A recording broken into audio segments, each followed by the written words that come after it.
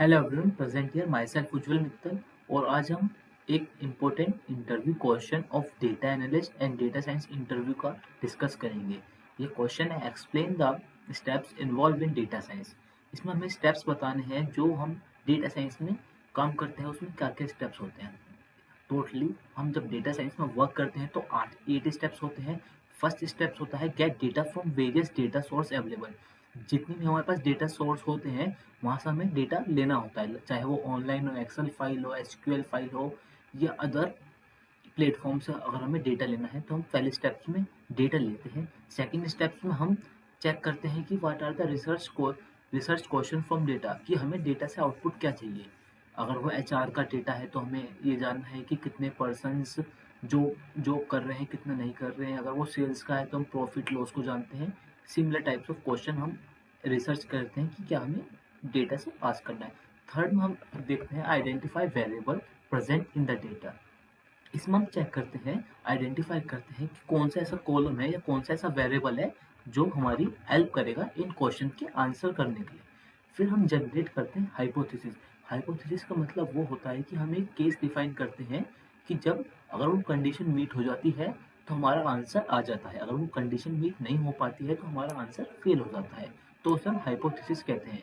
Fifth step में हम क्या करते हैं, analyse data using graph data like histogram, excel chart, pie chart and various other chart की हेल्प से हम डेटा को एनालाइज करते हैं।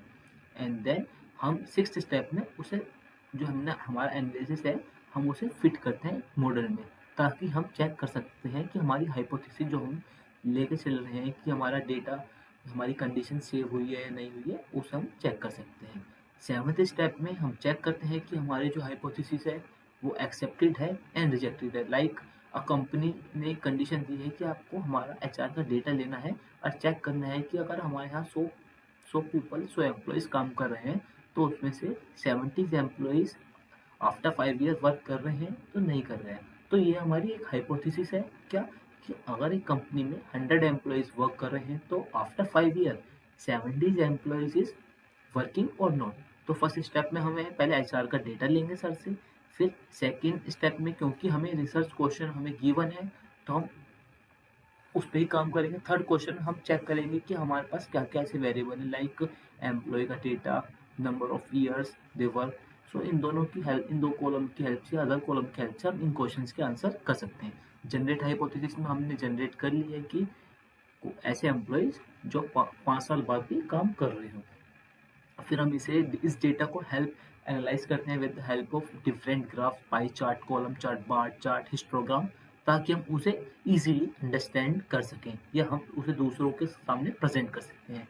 फिर हम उसे मॉडल में फिट करते हैं, जो भी उसका आउटपुट आता है हम उसे मॉडल में फिट करते हैं, जो भी हमारा आंसर आता है। फिर हमें पता चल जाता है कि हमारी जो हाइपोथेसिस है, हमारी कंडीशन है, वो एक्सेप्टेड हुई है या नहीं हुई है। लाइक अगर हमारा आंसर आता है कि हाँ 80 एम्प्लॉयज़ आफ्टर 5 ईयर भी काम कर रहे हैं आउट ऑफ 100, तो हमारी जो हाइपोथेसिस है वो एक्सेप्टेड हुई है। बट अगर हमारा आंसर आता है कि only 50 employees is work after 5 year, so हमारी हाइपोथेसिस एक्सेप्ट नहीं हुई है, क्योंकि हमारी हाइपोथेसिस जब एक्सेप्ट होती if 70 employees out of 100 employees is work in the organisation. तो सेवन्थ में हमें आंसर मिल जाता है एंड एट्थ क्वेश्चन में हम रिसर्च क्वेश्चन का आंसर फाउंड कर सकते हैं, हम उसे गिवन कर सकते हैं। तो ये 8 स्टेप्स हैं जो हम डेटा साइंस में, कोई भी प्रोजेक्ट हम कर रहे हो डेटा साइंस से रिलेटेड, उसमें ये पूछा जाता है। ये इसका ग्राफ है, gate data, research question, affecting variables, hypothesis, analyze the data, filter the model, fit the model, accept or reject the hypothesis, answer to the research question found. Thank you.